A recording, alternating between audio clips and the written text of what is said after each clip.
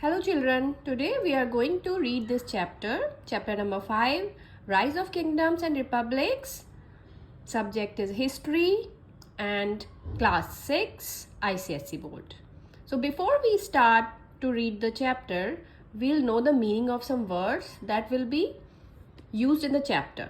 Okay, so if you will know the meaning of these words, you will have no problem in understanding the chapter. So we'll read from here. First word is dynasty, rulers of the same family. Dynasty का मतलब होता है कि एक ही परिवार के लोग जब रूल करते हैं किसी जगह को उसको डायनेस्टी बोलते हैं. जैसे कि पहले ग्रैंडफादर ने किया, फिर उनके सन ने किया, फिर उनके सन ने. मीन्स के जो भी वहाँ पे रूल करता है, नेक्स्ट रूलर होता है उनका बेटा, और फिर ऐसे ऐसे आगे चल के सब उनके बेटों को मिलता जाता है वहाँ का rule. Second is empire, a large kingdom that is spread over a vast area. It is ruled by an emperor. तो जब बहुत सारे किंगडम्स मिल जाते हैं, एक ग्रुप ऑफ किंगडम्स को एम्पायर बोलते हैं. ये किंगडम से बड़ा होता है, या ऐसा भी कह सकते हैं कि बहुत बड़ा किंगडम होता है. तो इसका जो रूलर होता है उसको किंग नहीं बोलते हैं. एम्पायर का जो रूलर होता है वो एम्परर होता है. किंग से बड़ा पोजीशन होती है उसकी.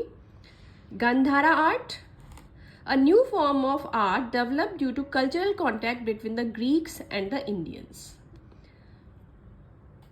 तो जब ग्रीक्स इंडिया आए तो इंडिया और ग्रीस का जो कल्चर था वो मिक्स होकर के कुछ नया बना, उसको गांधारा आर्ट बोलते हैं. Then Janas, common people. Janapada, the land where Janas settled down. ये तो सिंपल है. Mahajanapadas, Janapadas that became more important and powerful than the others. Monarchy, a form of government in which a king, queen or an emperor is the head of the state. ठीक है, तो by birth उनको rule मिल जाता है. Monarchy में क्या होता है, बाई बर्थ उनको रूल मिल जाता है. अगर राजा का बेटा है तो उस बेटे को वो किंगडम मिल जाएगा, है ना. फिर उसके बेटे को वो किंगडम रूल करने के लिए मिल जाएगा. यहाँ पे कोई इलेक्टेड नहीं होता है. बाई बर्थ और बाई हेरिडिटी उनको रूल मिल जाता है उस जगह का. In republic, a system of governance where a group of elected representatives run the country.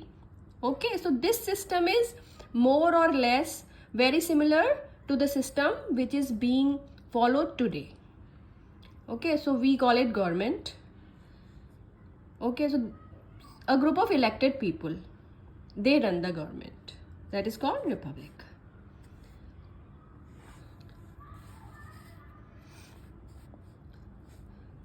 Now coming to this timeline, हमने पिछले चैप्टर्स में पढ़ा है कि लेटर वैदिक पीरियड. लेटर वैदिक पीरियड कब से कब तक था, 1000 to 600 BCE. उसके बाद का जो पीरियड है ना, ये है बिम्बिसारा. ये किंग्स हैं, बिम्बिसारा, अजातशत्रु, नंदाज, अलेक्जेंडर. फिर अलेक्जेंडर आ गया, ही इन्वेडेड द इंडिया. ओके, फिर ये यहाँ से यहाँ पे ख़त्म हुआ BCE, और ये आगे जाके प्रेजेंट डे. तो ये वाला जो चैप्टर है पर्टिकुलरली, ये है मगध एम्पायर के बारे में, मेनली मगध एम्पायर के बारे में. और उसी के यहाँ पे रूलर्स जो हैं, ये बिम्बिसारा, अजातशत्रु, नंदाज, ये सब मगध के ही रूलर्स थे. तो हम चैप्टर शुरू करेंगे. Early kingdoms in India. Towards the end of later Vedic age, iron began to be used on a large scale. तो हम ये पढ़ चुके हैं वैदिक पीरियड में कि जब लेटर वैदिक एज आई तब आयरन का यूज शुरू हो गया था एक लार्ज स्केल पे. Iron axes were used to clear forest of Gangetic plains. Iron axes का यूज किस लिए हो रहा था, टू क्लियर द फॉरेस्ट जो of the Gangetic plains. Ganga के प्लेन्स पे जो फॉरेस्ट थे उनको काटने लगे थे लोग. पीपल डेवलप लार्जर सेटलमेंट्स, और वहाँ सेटल होने लगे थे, अपने घर बनाने लगे थे, सिटीज बनने लगे थे. Small and simple janas of Rigveda change into big janapadas. तो ऋग्वेदा के टाइम में हमने पढ़ा था कि छोटे छोटे जो सेटलमेंट्स होते थे उनको क्या बोलते थे, जनाज. लेकिन अब बड़े बड़े सेटलमेंट्स होने लगे और उनको बोलने लगे Janapadas. These were named after the ruling Janas or the most powerful tribe in that area. तो जनपदास जब बनने लगे, बड़े बड़े, वो एक बड़े सिटी के बराबर होते थे, और इनका नाम जो रखते थे जनपदास का, वो वहाँ के लोकल जो सबसे प्रेवलेंट ट्राइब होती थी उसके नाम पे रख देते थे। जो लोग उस एरिया में रहते थे उनके नाम पे उस जगह का नाम रख देते थे। With the passage of time, some Janapadas became more powerful and important than the others.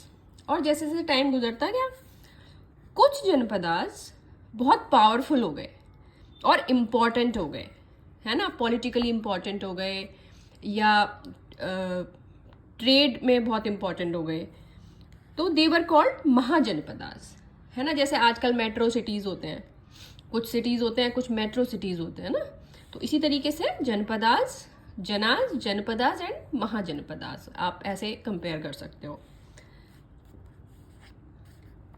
Vedic and Buddhist texts tell us about 16 Mahajanapadas flourishing in the 6th century BCE.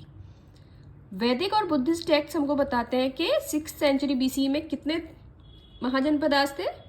About 16 mahajanapadas, no more. ये पढ़ लेते हैं, interesting information है। Janapada literally means the land where janas, janas means jan, Hindi का word होता है जन, है ना, उसी से बनाया जनाज, पीपल, जनाज का मतलब होता है people, set their feet and settle down. Evidences of the existence of these janapadas have been found at Atranjikhera near Etah, Uttar Pradesh, Hastinapur near Meerut, Uttar Pradesh, and Purana Qila, Delhi. Moving ahead, 2 types of political system prevailed in Mahajanapadas, Republic and Monarchy. तो उस time के जो महाजनपदास थे उसमें 2 type के political systems होते थे। एक होता था रिपब्लिक, है ना, जो पहले हमने वर्ड मीनिंग में पढ़ा था। रिपब्लिक क्या होता है कि एक ग्रुप ऑफ पीपल होता है जो वहाँ के लोग ही सेलेक्ट करते हैं, और फिर वो ग्रुप ऑफ पीपल जो है वो गवर्नमेंट रन करता है, वही वहाँ पे रूल करता है और उन्हीं के हिसाब से सिस्टम चलता है। और मोनार्की क्या होती है कि किंग्स जो होते हैं उन्हीं के बेटों को मिलता जाता है वो किंगडम रूल करने के लिए। किंग है, फिर उसका बेटा आया, फिर उसका बेटा आया, फिर उसका बेटा आया, तो इस तरीके से रूलर्स बनते रहते हैं, वो एक पूरा डायनेस्टी बन जाता है। यहाँ पे डिफरेंस दिया हुआ है रिपब्लिक एंड मोनार्की में। रिपब्लिक क्या होता है? This was ruled by a group of people elected by the people. Example है Shakyas. Monarchy, this was ruled by hereditary monarch और किंग। एग्जाम्पल है मगध। ठीक है, हेरिडिटरी मोनार्क मतलब कि जो ब्लड लाइन में आगे आते हैं उनको हेरिडिटरी मोनार्क बोलते हैं, कि उनको ये किंगडम जो है वो हेरिडिटरी में मिल गया उनके फादर से और वो किंग बन गए, उनको इलेक्ट नहीं किया गया है किसी सिस्टम के through. In a republican mahajanapada there was no king. तो जो रिपब्लिकन महाजनपदा होते थे जिन पे रिपब्लिक सिस्टम चलता था, तो वहाँ पे कोई किंग नहीं होता था, एक group elected by common people ruled it. वहाँ पे कॉमन पीपल जो होते थे वो एक ग्रुप को इलेक्ट कर लेते थे और वो ग्रुप ऑफ पीपल ही वहाँ पे रूल करता था। Decisions were taken by majority votes, और वहाँ पे वोटिंग सिस्टम होता था। कोई भी डिसीजन लेना है तो वोटिंग सिस्टम हो गया और मेजॉरिटी वोट जिस डिसीजन को मिल गए वो डिसीजन ले लिया जाता था। लिच्छविस, Videhas and शाक्यास were important republics. तो ये 3 एग्जाम्पल्स दिए हुए हैं, ये वहाँ के इम्पॉर्टेंट रिपब्लिक्स थे, लिच्छविस, विदेहास एंड शाक्यास।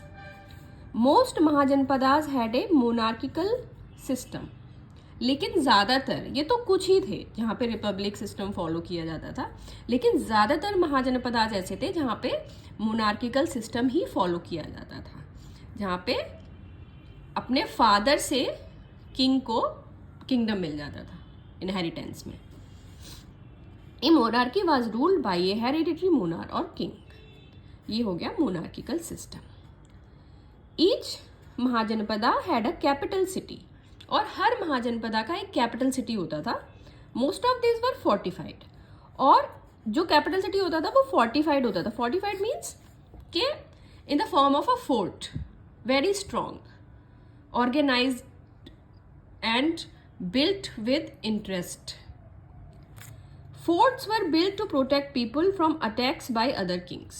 और वहाँ पे फोर्ट्स बनाए जाते थे ताकि कैपिटल सिटी को दूसरे किंग्स के अटैक से बचाया जा सके. Kings began to maintain strong permanent armies by that time. और इस टाइम में, ये जो राइज ऑफ किंगडम्स वाला जो टाइम है, किंगडम्स एंड रिपब्लिक, इस टाइम में किंग्स जो है अपनी अपनी परमानेंट आर्मीज बनाने लगे थे क्योंकि अटैक्स बहुत होने लगे थे किंगडम्स के लिए. पावर का गेम चलने लगा था. Their expenses were met by the king. और ये जो परमानेंट आर्मीज होती थी, हज़ारों लोग होते थे, हॉर्सेस होते थे, वेपन्स बनाए जाते थे, एलिफेंट्स होते थे, है ना. तो इन सब में बहुत खर्चा आता था. और ये खर्चा कौन देता था? किंग देता था. It was possible only with a regular flow of money. और अगर किंग के पास रेगुलरली इनकम होगी, रेगुलरली पैसा आएगा, तभी वो ये सब खर्चा देख सकता है, चला सकता है. Hence the kings started collecting regular taxes. इसलिए किंग्स ने क्या किया कि रेगुलर टैक्सेस कलेक्ट करना स्टार्ट कर दिया. भाग या शेयर, ये हम पहले भी पढ़ चुके हैं, वाज द मेन टैक्स. तो ये मेन टैक्स होता था. It was a fixed proportion of the total produce of the farmers. तो फार्मर्स जो भी उगाते थे, जितना भी उनका प्रोड्यूस होता था, उसका एक फिक्स्ड परसेंटेज, 10%, 20% या जितना भी वहाँ का किंग फिक्स करता था, वो परसेंटेज उनको किंग को देना पड़ता था. और इस तरीके से किंग के पास टैक्सेस कलेक्ट हो जाते थे, पैसा पूल इन हो जाता था. और इस पैसे से फिर किंग दूसरी एक्टिविटीज़ करता था, जैसे आर्मी को मेंटेन करना है और वहाँ उस एरिया का डेवलपमेंट करना है, रोड्स वगैरह बनानी है, तो वो सब होता था. Moving ahead, the rise of Magadh. अब जो मैं बोल रही थी कि मगध जो है वो मेन किंगडम है जिसके बारे में ये चैप्टर है. The rise of Magadha imperialism is unique in India, in Indian history. तो राइज ऑफ मगध इंपीरियलिज्म ये यूनिक है इंडियन हिस्ट्री में. Magadha, Kosala, Vatsa and Avanti were the most important kingdoms among the mahajanapadas. तो ये चार, मगध, कौशल, वत्स एंड अवंती, ये बहुत इम्पॉर्टेंट किंगडम्स थे. जो जनपदास बने थे उनमें से चार बहुत ही इम्पॉर्टेंट किंगडम्स थे. They fought with one another regularly to capture territories and rivers. और ये आपस में बहुत लड़ते थे. क्यों लड़ते थे? कि एक दूसरे का लैंड और रिवर्स को कैप्चर करने के लिए. पहले लैंड और रिवर्स से बहुत इंपॉर्टेंट होती थी. लैंड होगा तो एग्रीकल्चर होगा, चालान आएंगे, टैक्सेस आएंगे, पैसा आएगा. और रिवर्स होंगी, पानी होगा. पानी was a very expensive source, है ना. तो ज़मीन के लिए और नदियों के लिए ये लोग लड़ा करते थे. और जिसकी जितनी बड़ी टेरिटरी होती थी वो उतना बड़ा किंग माना जाता था. इसलिए अपनी टेरिटरी एक्सपेंड करते रहते थे हमेशा. Magadh defeated several mahajanapadas and emerge the strongest. अब मगध जो था उसने बहुत सारे महाजनपदास को हराया था, कॉन्कर किया था, और ये बहुत ही स्ट्रॉन्ग हो गया था. और one of the strongest mahajanapada था ये. It ruled over a large part of the eastern Gangetic plain. और ईस्टर्न गैंजेटिक प्लेन जो था बिहार के आसपास, बिहार है, ईस्टर्न यूपी है, असम और उड़ीसा, ये सब जो एरिया था ईस्टर्न गैंजेटिक प्लेन, उसका लार्ज पार्ट ये रूल करता था. देखिए यहाँ पे ये है पूरा मगध का एरिया, है ना. ये है ईस्टर्न गैंजेटिक प्लेन. इसमें यूपी है, बिहार है, थोड़ा उड़ीसा है ना. ये पूरा एरिया है मगध का. Magad as a strong empire. Several factors played a vital role in making Magad a strong empire. तो कुछ फैक्टर्स थे जिन्होंने मगध को हेल्प की एक स्ट्रॉन्ग एम्पायर बनने में. वो क्या फैक्टर्स थे पढ़ते हैं. First is location. Geographical factors contributed significantly to the rise of Magad. It was situated at the banks of rivers Ganga and Son. तो दो नदियों के किनारों पे ये मगध जो है इसकी लोकेशन थी. The rivers made the land fertile. और जहाँ रिवर्स होती हैं वहाँ की लैंड बहुत फर्टाइल होती है और वहाँ बहुत सारा एग्रीकल्चर, बहुत सारे फॉरेस्ट और फॉरेस्ट के वो रिसोर्सेज सब मिल जाते हैं. क्रॉप्स ग्रू इन एबंडेंस. बहुत अच्छी क्रॉप्स वहाँ पे ग्रो होती थी. This increase the income of the kingdom. और जितनी अच्छी क्रॉप्स होंगी उतनी ज़्यादा इनकम होगी वहाँ के किंग को. Thereby Magadha could maintain a large army. इसलिए क्योंकि बहुत अच्छी इनकम थी, लैंड बहुत फर्टाइल थी रिवर्स की वजह से, गंगा और सोन की वजह से, इसलिए वहाँ का जो किंग था उसने बहुत लार्ज आर्मी मेंटेन की हुई थी. जो भी किंग्स रहे वहाँ, एक किंग नहीं रहा, बहुत सारे किंग्स रहे, तो जो भी किंग्स आए उन्होंने बहुत लार्ज आर्मी मेंटेन की बिकॉज उनके पास पैसा था, रेगुलर फ्लो ऑफ इनकम था. Then second factor is forest. Magadha was surrounded by forest. तो मगध का जो एरिया था वो पूरा का पूरा फॉरेस्ट से घिरा हुआ था. Elephants were captured and trained for the army. तो यहाँ से ये क्या करते थे, एलिफेंट्स को कैप्चर कर लेते थे और आर्मी के लिए ट्रेन करते थे. Carts, chariots and houses were built from would. और क्योंकि फॉरेस्ट था वहाँ से ये लोग पेड़ काट के इनको वुड मिल जाता था और वुड जो है बहुत इंपॉर्टेंट चीज़ थी कार्ट्स, चैरियट एंड हाउसेज वगैरह बनाने के लिए. Third factor is iron ore. Magadha also had iron mines. तो मगध के पास आयरन माइंस भी थी. इंडिया के इस पार्ट में बहुत सारी आयरन माइंस होती हैं, तो मगध के पास आयरन माइंस भी थी. और आयरन आप समझ रहे हो कि किस लिए इंपॉर्टेंट होगा, वेपन्स बनाने के लिए, है ना.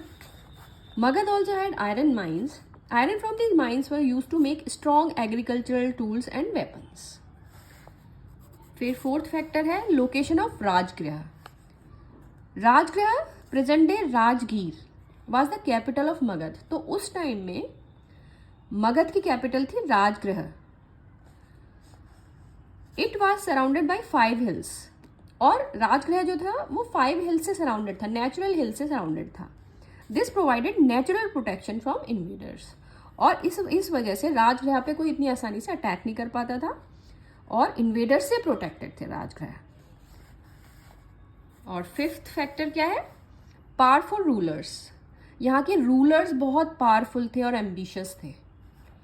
Magadh had very ambitious and powerful rulers such as Bimbisara and Ajatashatru. They expanded their kingdom far and wide. The credit for the rise of Magadha goes to the competent rulers. तो वहाँ के रूलर्स बहुत ही कॉम्पिटेंट थे, पावरफुल थे और एम्बिशियस थे. उन्होंने अपना जो किंगडम था उसको बहुत एक्सपेंड किया, बहुत सारे दूसरे किंगडम से वो लड़े और उनको कॉन्कर कर लिया और अपनी टेरिटरी में मिला लिया. अब बिम्बिसार है ना, बिम्बिसार ने 542 BCE से 491 BCE तक वहाँ पे रूल किया. He was the first ruler of Magadh and ये हरियाणा डायनेस्टी का रूलर था. जो हरियाणा का डायनेस्टी थी,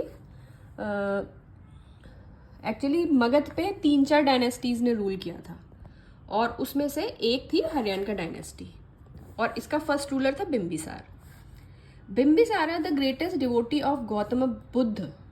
ये गौतम बुद्ध का डिवोटी था. Was the first important ruler of Magadha. He belong to the Haryana dynasty. He made Rajagriha the capital of Magadha. तो इसने ही राजगृह को कैपिटल बनाया था मगध की. हमें पता है कि वैदिक पीरियड के लास्ट में क्या हुआ था कि जो हिंदू रिलीजन था वो बहुत कॉम्प्लिकेटेड हो गया था और नए धर्म आ गए थे, न्यू रिलीजन्स आ गए थे, जैसे कि बुद्धिज्म एंड जैनिज्म. तो ये भी बिंबिसारा भी गौतम बुद्ध का बहुत बड़ा डिवोटी था और ये मगध का फर्स्ट रूलर था आफ्टर वैदिक पीरियड। ये पिक्चर है यहाँ पे, we can see that Bimbisara is offering his kingdom to Buddha. He expanded his kingdom by marriage relations and conquest. तो पुराने ज़माने में जब किंग्स हुआ करते थे, रूलर्स हुआ करते थे, तो दो तरीके होते थे अपनी किंगडम को बढ़ाने की। पहला था कि दूसरे किंगडम से रिलेशन बना लो आप। तो जनरली रिलेशन कैसे बनता था कि वहाँ की प्रिंसेस से वो शादी कर लेते थे, तो रिलेशन बन गया, तो वो टेरिटरी भी आ जाती थी इनके किंगडम में। और दूसरा है कॉन्क्वेस्ट, यानी कि युद्ध से। He got married to the princesses of Vaishali, Kosala and Madra. तो बिंबिसारा जो थी उन्होंने वैशाली की प्रिंसेस से, कौशला की प्रिंसेस और मद्रा की प्रिंसेस से शादी कर ली। दीज वर पावरफुल किंगडम्स, और ये बहुत पावरफुल किंगडम्स थे। बिंबिसारा कॉन्कर्ड अंगा, an important centre of trade and commerce, और अंगा को उन्होंने कॉन्कर कर लिया, जो कि ट्रेड और कॉमर्स का बहुत ही इंपॉर्टेंट सेंटर था। He was an efficient administrator. Bimbisara जो था वो बहुत एफिशिएंट एडमिनिस्ट्रेटर था, बहुत ही समझदार शासक था। He built many roads and bridges, उसने बहुत सारे रोड्स और ब्रिजेस बनवाए। Bimbisara was succeeded by his son Ajatashatru, और बिंबिसारा का सक्सेसर कौन था? अजातशत्रु, उसका सन। बिंबिसारा के बाद रूल किसको मिला? अजातशत्रु को। तो now we will study about Ajatashatru. Ajatashatru ने 492 BCE से 461 BCE तक मगध पे राज किया। Ajatashatru became the king after Bimbisara. He further expanded the kingdom by defeating the king of Kausala and occupying Kashi. तो अजातशत्रु ने कौशला के किंग को हरा दिया और काशी को ऑक्यूपाई कर लिया। ड्यूरिंग हिज रीन मतलब rule, Raj, Magadha emerged as the most powerful kingdom in the northern India and organized a powerful empire consisting of 36 kingdoms and some republican territories. तो मगध जो था वो बहुत ही पावरफुल किंगडम बन गया नॉर्दर्न इंडिया का, और एक ऑर्गेनाइज्ड एम्पायर था ये, कंसिस्टिंग ऑफ 36 किंगडम्स। यहाँ पे 36 किंगडम्स थे मगध के अंदर, एंड सम रिपब्लिकन टेरिटरी, और कुछ रिपब्लिकन टेरिटरीज भी थी। ये अजातशत्रु का स्तूपा है इन राजगृह, जो कैपिटल सिटी थी मगध की, वहाँ पे अजातशत्रु का स्तूप बना हुआ है। स्तूप जो होते हैं वो जनरली बुद्धिस्ट रिलीजन में बनाए जाते हैं, है ना। तो बिकॉज वो महात्मा बुद्ध के बहुत बड़े डिवोटीज थे, इसलिए स्तूप बनाया हुआ है अजातशत्रु का। No more, the Buddha and Mahavira preach knowledge to people during Ajatashatru's reign. Ajatashatru enshrined the relics of the Buddha in stupas. तो बुद्धा और महावीरा जो थे वो अजातशत्रु के टाइम पे थे, और वो अपना नॉलेज फैला रहे थे, और अजातशत्रु ने बहुत सारे स्तूपास बनवाए थे, है ना। बुद्धा के रेलिक्स वहाँ पर उन्होंने एनश्राइन किए थे, सेव किए थे। After Ajatashatru Udayan became the king of Magadha. तो अजातशत्रु का सन था Udayan. After Ajatashatru Udayan became the king of Magadha. He shifted the capital from Rajagriha to Pataliputra. Now this is important कि राजगृह को कैपिटल किसने बनाया था? बिंबिसार ने। और पाटलिपुत्र को किसने बनाया था मगध की कैपिटल? उदयन ने, जो कि अजातशत्रु का बेटा था। The rulers after him were incompetent and weak. और अजातशत्रु के बाद के जो रूलर्स आए हरियाणा डायनेस्टी में वो वीक थे और इनकॉम्पिटेंट थे। दे वर रिप्लेस्ड बाय नंदास, और इसीलिए नंदास ने टेक ओवर कर लिया हरियाणा डायनेस्टी को, और वहाँ से फिर नंदास का रूलर शुरू हुआ, नंदा डायनेस्टी का रूल शुरू हुआ मगध के ऊपर। ये क्वेश्चन आंसर्स हैं, ये हम बाद में करेंगे। First we'll understand the chapter.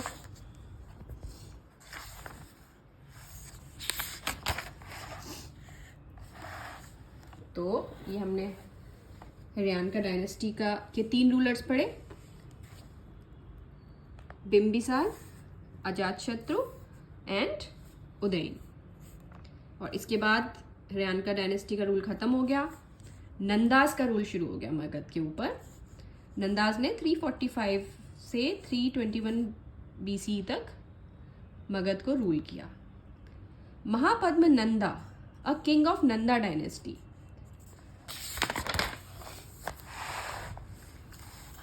established a mighty empire in Magad. We know little about him, but we know that he extended the boundaries of Magad. तो महापद्म नंद जो थे उन्होंने अपना जो एम्पायर था वो एस्टैब्लिश किया मगध में, और उनके बारे में बहुत ज़्यादा इन्फॉर्मेशन नहीं है, बट उन्होंने अपना जो एम्पायर था मगध उसको बहुत एक्सपेंड किया। The last ruler of this dynasty was Dhanananda, और नंदा डायनेस्टी का जो लास्ट रूलर था वो धनानंद था। He was unpopular among people, वो लोगों को ज़्यादा पसंद नहीं था। Chandragupta Maurya overthrew Dhanananda and established Mauryan rule in the Magadha. तो धनानंद को किसने हराया था? चंद्रगुप्त मौर्य ने, है ना। और चंद्रगुप्त मौर्य ने जब धनानंद को हरा दिया तो मौर्यन एम्पायर एस्टैब्लिश कर लिया उन्होंने वहाँ पर मगध में। मौर्यन एम्पायर हम नेक्स्ट चैप्टर में पढ़ेंगे, मॉडर्न रूल इन मगध, ठीक है। अब क्या हुआ? Invasion of Alexander. अलेक्जेंडर का इन्वेजन इंडिया के अंदर। अलेक्जेंडर का नाम तो सबने सुना होगा। अलेक्जेंडर एक मिशन पे था टू कॉन्कर द वर्ल्ड। उसका ही मिशन था कि मुझे पूरा वर्ल्ड कॉन्कर करना है, and he was a very powerful general. वो मैसिडोनिया से आया था, ये मैसिडोनिया पहला, यहाँ से चला था वो इस मिशन को लेकर के कि I have to conquer the world. तो यहाँ से चला, उसके बाद ये पूरा रूट जहाँ जहाँ से गुजरा सब कुछ उसने कॉन्कर कर लिया। ये पूरा जो ऑरेंज कलर में आप देख रहे हो ये उसका जीता हुआ एरिया है जो उसने कॉन्कर कर लिया था, और ये पूरा उसका रूट है। और फिर वो यहाँ से इंडिया में घुस गया। Let's study. Alexander invaded India in 326 BCE, which is important. कब उसने इन्वेड किया था इंडिया को? 326 BCE में। He was the king of Macedonia, वो मैसिडोनिया का किंग था। He conquered the kingdoms of north western India, और नॉर्थ वेस्टर्न इंडिया के जो किंगडम्स थे उसने उनको कॉन्कर कर लिया था। तब पाकिस्तान नहीं था, है ना, तो पाकिस्तान भी इंडिया का ही एक पार्ट था। As Alexander proceeded, vanquishing city after city, many surrendered without a fight. तो क्या हुआ? जब वो आगे बढ़ रहा था यहाँ पे सब कुछ जीतते हुए, तो कुछ किंग्स ऐसे थे जिन्होंने फाइट भी नहीं किया, उन्होंने सरेंडर कर दिया। उनको लग रहा था कि हमारे पास इतनी बड़ी आर्मी नहीं है, हम नहीं जीत सकेंगे, तो उन्होंने सरेंडर कर लिया बिना फाइट के ही। Soon Alexander gained the support of Ambi. एक राजा थे Ambhi, the ruler of Takshashila. Takshashila के रूलर थे वो। तक्षशिला पुराने ज़माने में बहुत बड़ी यूनिवर्सिटी थी वहाँ पे। Alexander and his troops rested in capital of Takshashila as they prepared to meet Ambi's enemy Porus. तो अम्बी के एक एनिमी थे पोरस। तो अम्बी ने क्या किया कि वो अलेक्जेंडर के साथ मिल गया पोरस को हराने के लिए। Porus ruled the area between the river Jhelum and Chenab. तो पोरस का जो एरिया था वो झेलम और चिनाब के बीच वाला एरिया था। Finally he was also defeated and captured by Alexander. तो फाइनली क्या हुआ कि अलेक्जेंडर ने पोरस को भी हरा दिया और उसका जो टेरिटरी थी वो कैप्चर कर लिया और पोरस को भी कैप्चर कर लिया था। इसकी कहानी बाद में पढ़ेंगे। ये है झेलम एंड चनाब, इसके जो बीच का पूरा एरिया था। ये तक्षशिला है ना। यहाँ के राजा अंबी थे जो मिल गए थे उनके साथ, अलेक्जेंडर के साथ। और ये है झेलम और चनाब के बीच का एरिया, ये राजा पोरस का एरिया था। और राजा पोरस को भी अंबी की सहायता से अलेक्जेंडर ने हरा दिया और उनको कैप्चर कर लिया। Porus was a Indian king, उनके नाम से ऐसा लगता है but he was an Indian king. Porus ruled the area, अच्छा ये पढ़ चुके हैं। Alexander wanted to conquer Magadha. अब अलेक्जेंडर यहाँ से घुसा था इंडिया के अंदर, यहाँ से घुसा है ना। और मगध कहाँ था? यहाँ पे, दिस इज मगध, देखिए है ना, यहाँ पे मगध था। तो अलेक्जेंडर मगध को भी कॉन्कर करना चाहता था because Magadha was a powerful and large empire, but his soldiers refuse to move ahead. लेकिन उसके सोल्जर्स ने बोला कि हम आगे नहीं जाएंगे। दे वर टायर्ड एंड होमसिक, और वो बहुत ही टायर्ड थे और होमसिक थे क्योंकि इतना लंबा सफर लड़ते लड़ते लड़ते लड़ते वो आ रहे थे, तो ऑब्वियसली टायर्ड हो गए। Alexander was left with no choice, तो अलेक्जेंडर के पास कोई चॉइस नहीं थी। He gave up his plan to attack Magadha, तो उसने मगध को जो अटैक करने का उसका प्लान था वो उसको गिव अप करना पड़ा। He then divided the conquered territories of India into 3 parts, और इंडिया की जो टेरिटरीज उसने कॉन्कर कर ली थी उनको उसने 3 पार्ट्स में डिवाइड कर दिया, putting each under control of a general, और हर टेरिटरी को एक जनरल दे दिया कि आपको यहाँ पे रहना है, ये हमारी टेरिटरीज है। After that he return to his homeland, उसके बाद वो अपने घर लौट गया Macedonia. Impact of Alexander's invasion. अब इंडिया के अंदर के जो राजा वगैरह थे, जो किंगडम्स थे, उनके ऊपर क्या असर पड़ा अलेक्जेंडर के इन्वेजन का। As Alexander had crushed the power of many existing states, after his departure the process of building a powerful Indian empire began. तो क्योंकि उसने बहुत नुकसान पहुंचाया था बहुत सारे राज्यों को और बहुत सारी जगह कॉन्कर कर ली थी उसने, तो जब वो चला गया तब उसके खिलाफ एक बहुत पावरफुल इंडियन एम्पायर बनना शुरू हो गया। The north western states which were already conquered became a part of that empire.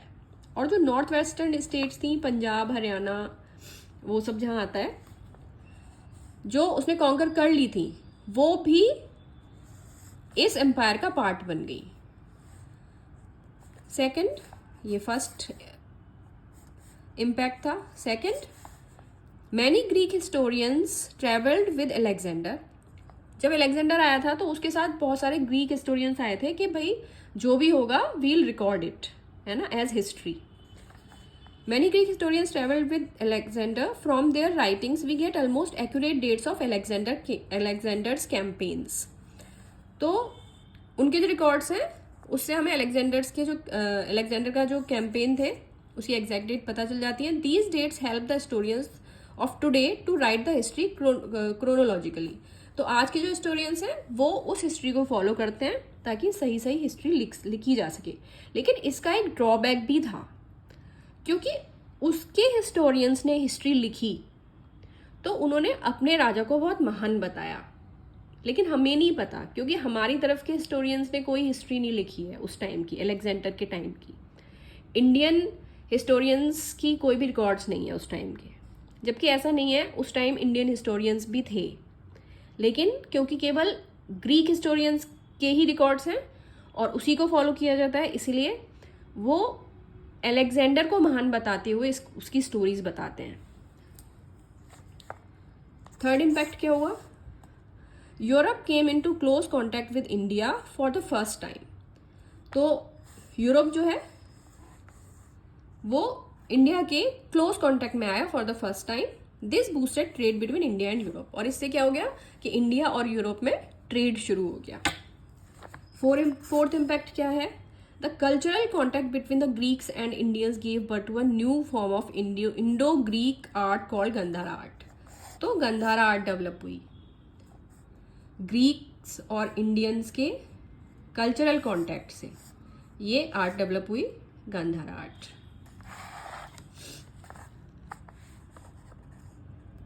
Fifth impact,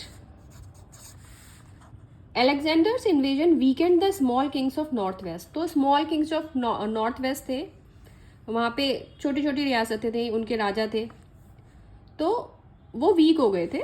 it became easier for Chandragupta Maurya to conquer them and to establish the Mauryan empire. और इसकी वजह से जो चंद्रगुप्त मौर्य थे, उन्होंने उन शासकों को, उन रूलर्स को, उन किंग्स को बहुत ही आसानी से हरा दिया और मौर्य एम्पायर को वहां तक एक्सपेंड कर लिया, नॉर्थ वेस्ट, इंडिया के नॉर्थ वेस्ट तक। This pave the way for the rise and growth of Mauryan empire in India. और यहां से मौर्यन एम्पायर की शुरुआत हुई इंडिया में। ठीक है, तो ये क्वेश्चन आंसर्स देख लेते हैं। Take the correct answers. There were 16 dash flourishing in 6th century BC। Janas, mahajanapadas, janapadas या भागाज, क्या थे बताइए? 16 महाजनपदाज। ठीक है, name the mahajanapada that defeated several other mahajanapadas and emerge as strongest. इसका क्या है? Magadh.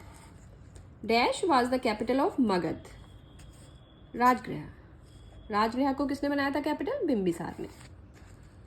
Bimbisara belong to the dash dynasty, Haryana dynasty. Udayan shifted the capital from Rajagriha to Pataliputra. Complete the information. 2 types of political system prevailed in mahajanapada, republic and monarchy. ठीक है, तो ये आपको यहाँ से मिल जाएगा, दिया ही हुआ है ऑलरेडी। उसके बाद ये वाले fill in the blanks, fill in the blanks.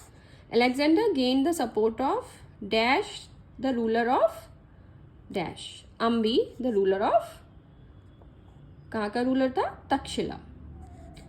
Alexander prepared to meet Ambi's enemy, Porus. The cultural contact between the Greeks and Indians gave birth to a new form of Indo-Greek art called the Gandhara art. ये वाला है। The cultural contact between the Greeks and Indians gave birth to a new form of Indo-Greek art called Gandhara art.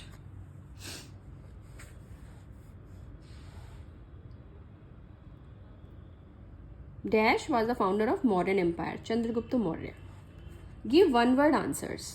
Which king of Nanda dynasty established a mighty empire in Magad? जो Nanda dynasty के first king थे, महापद्म नंदा। महापद्म नंदा, तो ये इसका answer है, Mahapadma Nanda. Name the last ruler of the Nanda dynasty. Nanda dynasty के last ruler कौन थे? धनानंदा, who was very unpopular among the masses. Who overthrew धनानंदा? Chandragupta Maurya overthrew धनानंदा। ठीक है, अब ये एक स्टोरी दी हुई है राजा पोरस के बारे में। Treated like a king. तो जब ये मैं बता देती हूँ शॉर्ट में, when Alexander conquered the territory of Porus, तब पोरस को कैप्चर कर लिया उन्होंने, पकड़ लिया। और जब अलेक्जेंडर उनसे मिलने गए पोरस से, तो उन्होंने कहा कि आपकी लास्ट विश क्या है? तब पोरस ने कहा कि treat me like a king, I should be treated like a king. तो इतने इम्प्रेस हो गए उनके करेज से। और जो फाइट थी ना अलेक्जेंडर और पोरस की, उसको बोलते हैं बैटल ऑफ हिडास्पस। तो वो फाइट भी बहुत आसान फाइट नहीं थी, बहुत कड़ी टक्कर दी थी पोरस ने अलेक्जेंडर को। तो बहुत इम्प्रेस हो गए अलेक्जेंडर जो थे वो पोरस से, और वो इतने इम्प्रेस हो गए कि उन्होंने जो जीती हुई टेरिटरी थी पोरस की, वो उसको वापस कर दी, उसका राज उसको वापस कर दिया और ज्यादा टेरिटरी उसको दी पोरस को। तो ये इसकी कहानी है।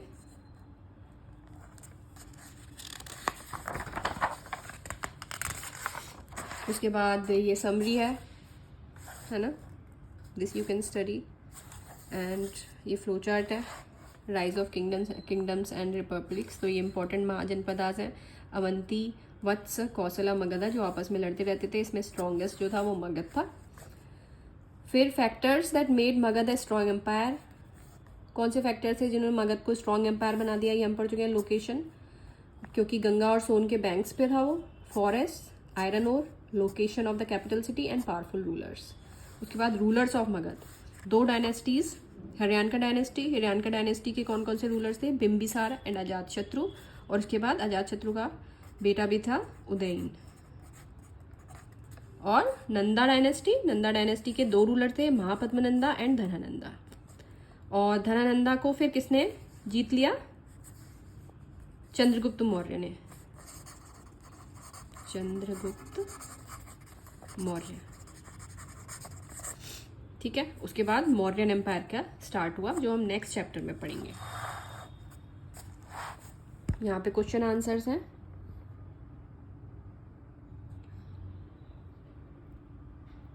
Question number 1, what were the changes that came over janapadas when they became mahajanapadas. तो जनपदास में क्या चेंजेस आए जब वो महाजनपदास बन गए। जो जनपदास में थे उसमें जो मोर इम्पॉर्टेंट थे पॉलिटिकली और इन ट्रेड एंड कॉमर्स, तो वो महाजनपदास बन गए। Differentiate between monarchical and Republican mahajanapadas, ये तो पीछे दिया हुआ है। विच factors facilitate the rise of Magadha, तो यही सारे फैक्टर्स हैं जो हम पढ़ चुके हैं। With reference to Bimbisara discuss the following, his expansion strategy. तो एक्सपेंशन स्ट्रेटजी मैंने आपको बताया था कि या तो वो रिलेशन बना लेता था दूसरे किंगडम से, उनके प्रिंसेस से शादी करके, या फिर कॉन्कर कर लेता था। यहाँ पे दिया हुआ है ये, यहाँ से लेके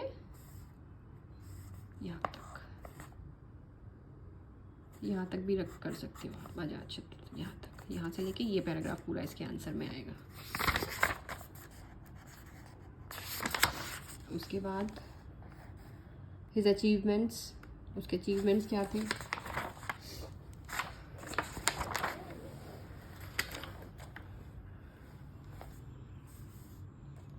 यही इसके अचीवमेंट्स भी थे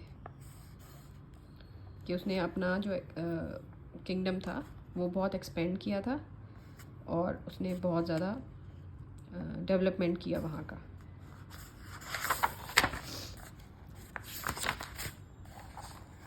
विच king offered resistance to Alexander, Alexander को रेजिस्टेंस किसने दिया था, मतलब जो उसके सामने झुका नहीं, पोरस ने। Which area did he rule over, he ruled over the area between the rivers Jhelum and Chenab. Why was Alexander unable to conquer Magadha, Magadha को क्यों कॉन्कर नहीं कर सका Alexander, because after conquering Porus the soldiers of Alexander were feeling very tired and exhausted, and they were also homesick and they wanted to go back home. So Alexander gave up the plan to attack the kingdom of Magad. What was the impact of Alexander's invasion on India? तो impact क्या था हमने पढ़ा था in 5 points। ये impact of Alexander's invasion 1 2 3 4 5, ठीक है। Give reasons for the following. The capital city of Mahajanpada was usually fortified so that invaders could not attack the capital city easily. The kings in Mahajanpada started collecting regular taxes because they had to maintain large armies and also carry out the development processes in their respective kingdoms. उसके बाद ये timeline दिया हुआ है पीछे first page पे, आप कर सकते हो। Picture study, identify the personality, ये अलेक्जेंडर है। Where did he come from, Macedonia, ठीक है। सो ये कंप्लीट होता है चैप्टर यहाँ पे। अगर आपको क्वेश्चन आंसर्स रिटन में चाहिए, you can leave a message in the comment box, okay. Do subscribe to the channel, like the video and share it with your friends. Bye.